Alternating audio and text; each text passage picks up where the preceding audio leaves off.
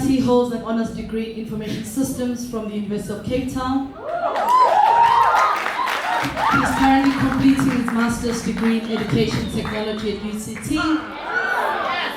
In 2012, Unathi joined Barclays Africa, where he served as the chairperson of the Graduates Education Committee in Africa, running IFG Africa and Africa Facts, an educational technology company that aims to solve numerous education challenges through research and product development. I'm excited to have Unathi. I see word technology, I'm a technophobe, and I really look forward to having this engagement with somebody with your experience. Next up is Archie Birorimwe. Archie, if you can join us. This is Johnny. I'm from Alexandra High School. I do arts at school, drama, visual, and business. And I'm a wonderful person. I love talking. I love meeting people. Sorry. Thanks. And then I have Nolwazi. In secondary school, and I'm doing grade 11. I'm a history student.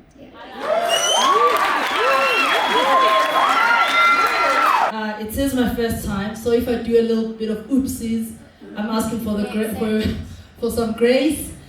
I was thinking to myself, so what does an empowered African child look like? And I didn't have to theorize because I feel like I'm an African child myself. I know I might have exited the technical definition of child, but not from my parents at least. And I was thinking, what does an empowered African child look like? So I thought, okay, firstly, and this definitely is a Yoliswa definition, which I drew up last night. So I was like, an African child who's empowered has a sense of who they are in the world, right? So you're very clear what you're here for. You've got a purpose. And you live a life in pursuit of that. And I don't want to underestimate the journey of finding one's purpose, but it's important to know it's there. Even if you haven't quite worked out what it is, it's important to know it's there. So first I was like, okay, the child must have a purpose. But secondly, it's fine to have a purpose, but you need to access opportunities to express that purpose, right? That will then deliver material conditions or will make you live a life that is flourishing and have positive well-being. And I think our topic is centered around that. They should formalize grade 9 as an exit point, because first of all, in primaries, there are children who are still struggling. They can't even read, they can't even write. So imagine if they're going to create an exit point in grade 9, then what is it going to do to our children? Because first of all, they need to assess and examine and analyze whatever it is that is happening around our education system. So I don't think there should be an exit point in grade 9.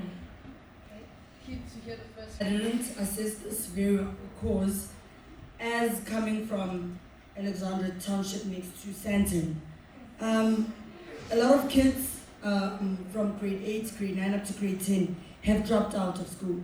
And since they're giving grade 9 certificates as an exit point, it's increasing more unemployment.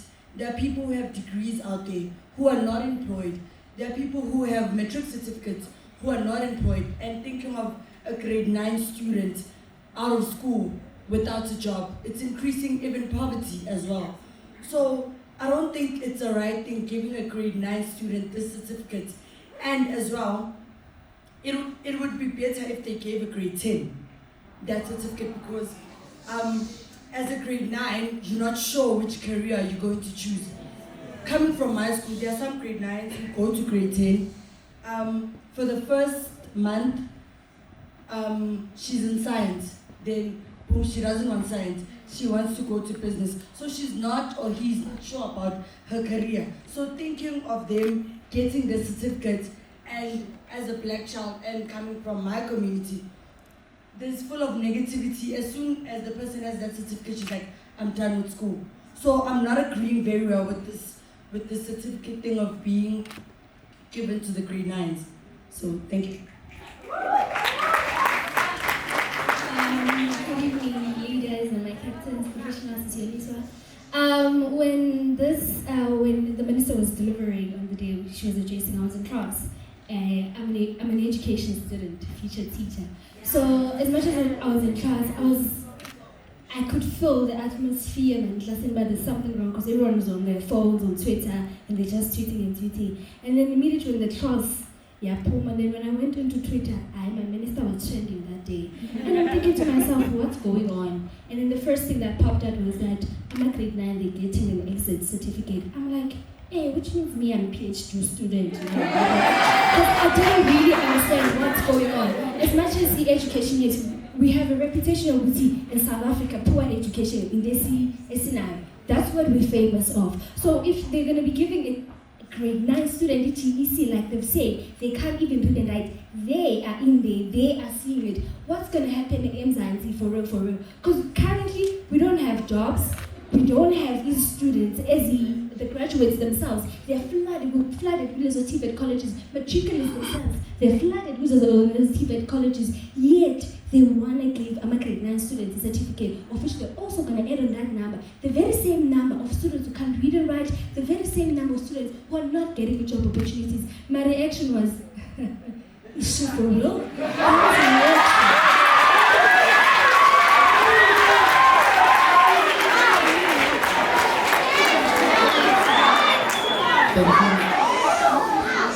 Thank you, Yolisa. And good morning, everyone.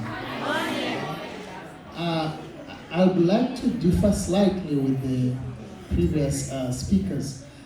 When you're looking at grade 9 as an exit point, it's not really a point where you say school ends here. It's actually the beginning of the beginnings.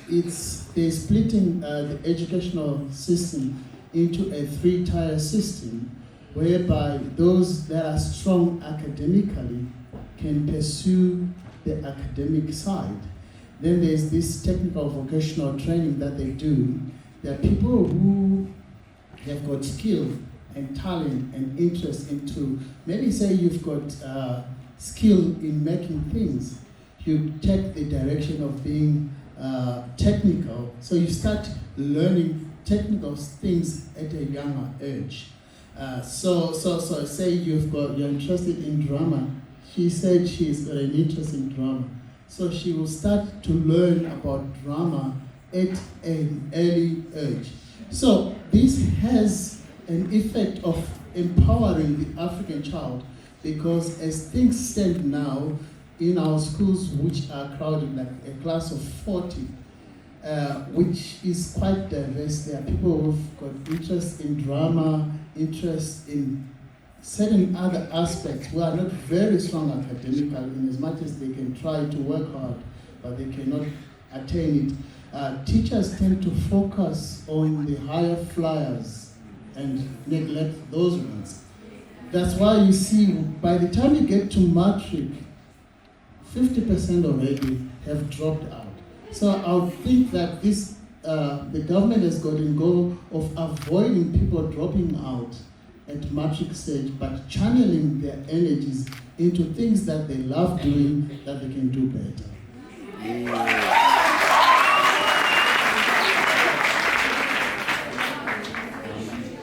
Good morning, everyone. Just to create something, I don't want to get flack from my previous employers. I left the organization about 5 years ago. Yeah. So this topic, it's easy to be emotional about it, and it's also easy to fall into the trap of solutioning quickly before understanding what problem you're facing. So one of the biggest challenges of our government is not communicating what problem are they solving. And therefore you find an announcement wherein people will react based on the final outcome. So let's just paint the picture just for a minute. So we have about 3.4 million youths who are not in employment, not in education, and not in training. Out of those 3.4 million youths, we've got 2 million who do not have a matric certificate. These people are coming from an education system that holds about 12.5 million people from grade 1 to grade 12. Over a period of time, we only get about 750,000 to matriculate. The biggest dropout rate, so we lose about 15 to 16% of those learners between grade 10 and grade 11. Now, just think about those numbers. Think about the people who are leaving the system. So those people will leave whether there's a certificate or not, right? So the decision to make it formal, as it's been rightly said here, it's to enable us to have a 3-tier system, right? So you've got the academic route, you've got the technical vocational route, and you've got a similar technical route, right? So how do you empower the guys who are going to fall part of the 3.4 million students? So I'll leave it there for now. So that's the challenge that we're trying to solve. So right now, the topic is at the end of the problem. So hopefully in this discussion, we'll just have those youths and those numbers in mind when we are saying, is it the right direction or is it not the right direction? So 3.4 million young people, not in employment, not in education, not in training. Sure, thank you. There's an opportunity at school. First preference is a physics learner. Why is that? Why can't it be a history learner? Why can't it be an agricultural science learner? If they want to really empower us, maybe this exit point is leading us to the right path, maybe it's not. I think if they're going to create it as a 3-tier, as they say, they need to make sure that they build schools first and make sure there are enough schools before we can even enter. They need to secure these places because schools are being broken down. They're being shut down. Because there's a project I was doing, I think last month. We were actually researching about education and what have you. My peers were doing about a school that has been White Elephant, I think it's in Fulo. Why did they shut down that school? Because they should have created something that would benefit the community. But nothing is done. No further steps have been taken towards that. Student, you go for your practicals to different schools. So luckily this year I was at Pumula Garden Secondary Schools for grade 9s, grade 8s and grade 11s for economics and other subjects as originating. So there are marks. I'm not gonna lie, bad. It's really bad, academically. But as soon as a student walks in and bafika late, the first question you're gonna ask as a teacher, late, why are you late? And then the next thing was being to the tech shop, being or something, and I arrived at the tech shop, I went to go buy something, and when I arrived there, I had a communication with the person who was the seller, and I was the buyer. And then I took sense from there, this child is actually business-minded, because to stand at the tech shop and start discussing isn't in the presence of that human being, the business of that seller. So, in some sort, just 2% I would agree with what's currently happening, with what the minister is trying to implement for 2020. But the 98% I still don't agree. Because our quality of education, curriculum yetu, doesn't enforce zona, the technical, occupational, the technical, isn't and the TVET colleges. They're not implemented in the curriculum. And when they're going to arrive in the TVET colleges, it's not what you're always going to be on the machine when you just working, hairdressing, because hairdressing, I heard that it's also part of it. You need to read a book. And as much as they can't read, the bombastic words means she was supposed to study from grade 10, grade 11, and grade 12. What I so it goes back to that. And another thing I'm scared about is that before my minister implemented the GEC, 30% pass rate, TVET colleges and universities are not accepted. Do you think you're going to walk in with your certificate looking nice without 7 distinctions? You're not going to enter. You're going to end up you're gonna go back and stay clean. Do you know how embarrassing it is? But you know what? Me, I'm deciding that I'm gonna go to TVET college, and all of a sudden you're back. You're gonna be the joke for the 3 years, for the next coming 3 years. Understand? So me, I'm scared about this pass mark rate, which is gonna affect them entering the TVET colleges, and I'm also afraid of quality of education, it's a curriculum, even in the TVET colleges. It's bad. They need to start there before you can implement anything else. Their marks currently, they are bad. So it wasn't investigated correctly. They didn't do a research correctly. I heard that she also said it's not something new, it's just that it's new now. But it's not yet new. It was there. But when we were passing, that is 50%. The pass mark rate was 50%. Now it's 30%. The reputation rate is going under. We are dying. Understanding of where we are and why the department opted for the 3-tier approach and.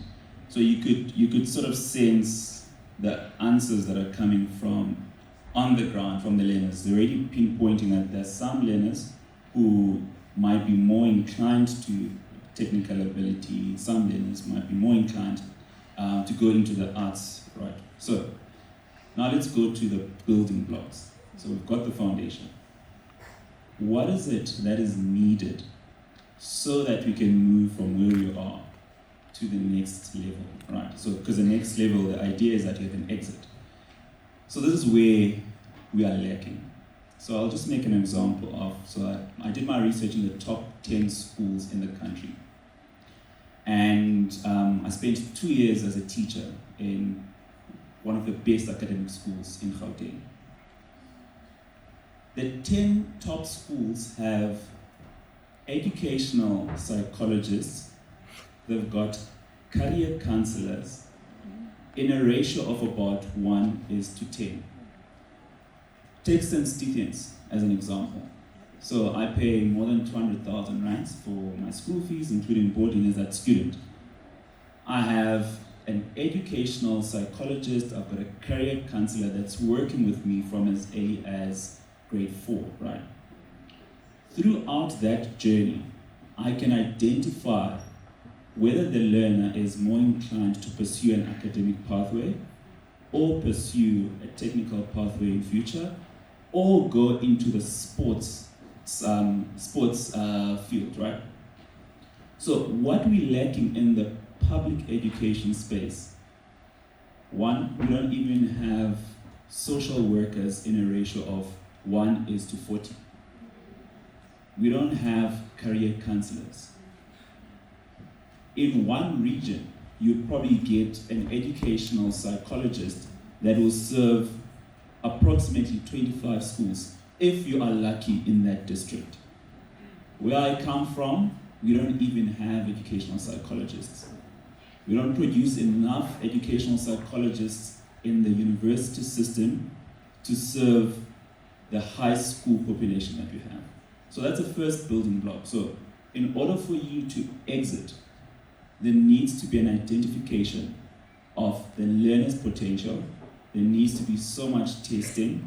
In fact, apart from testing, just the identification of where you would need to be in the next 3, 4, 5 years.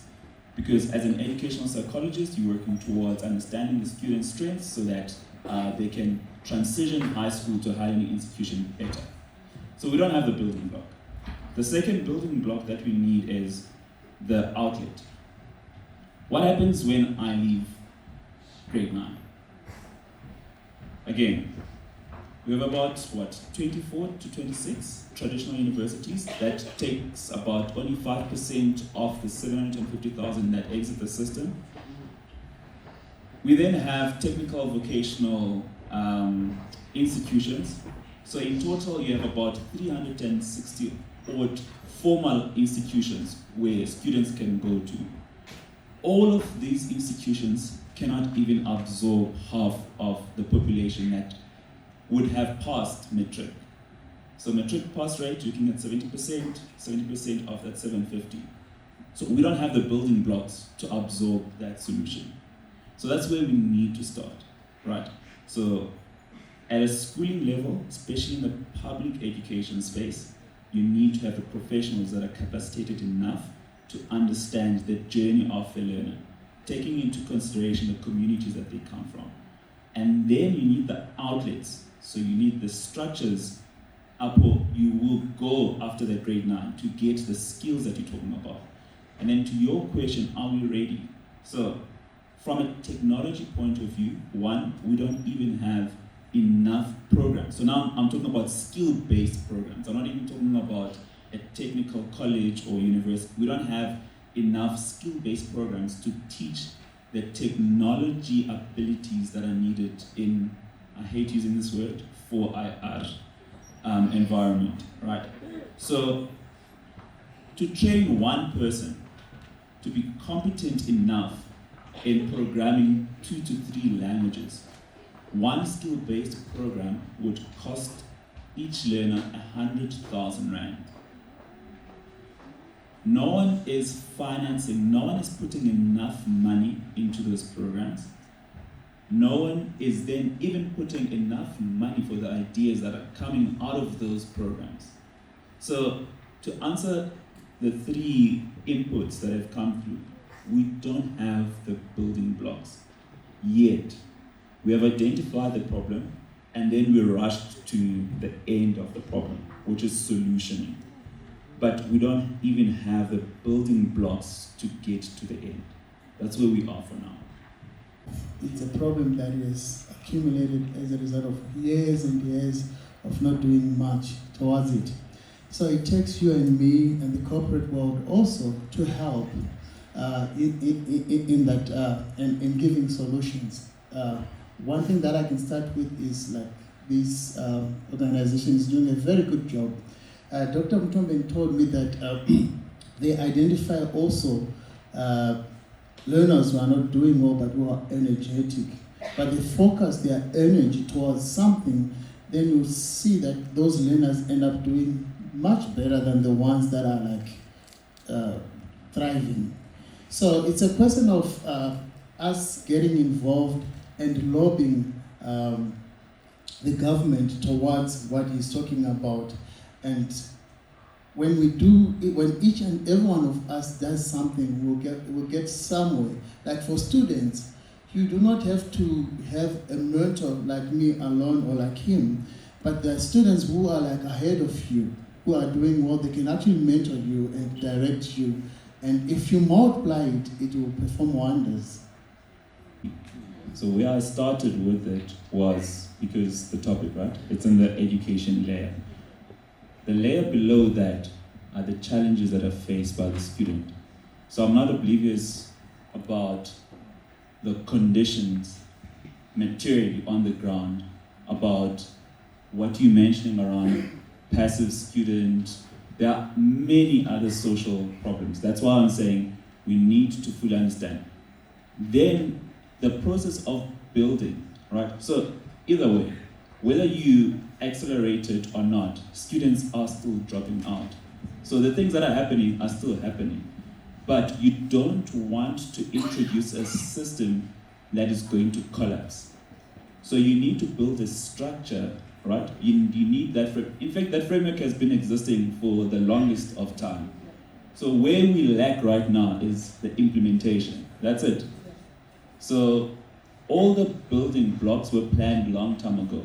Where we're lacking is in literally, let's implement. We need to have enough skill-based programs. We need to have enough outlets for all the students who are not academically inclined. That's it.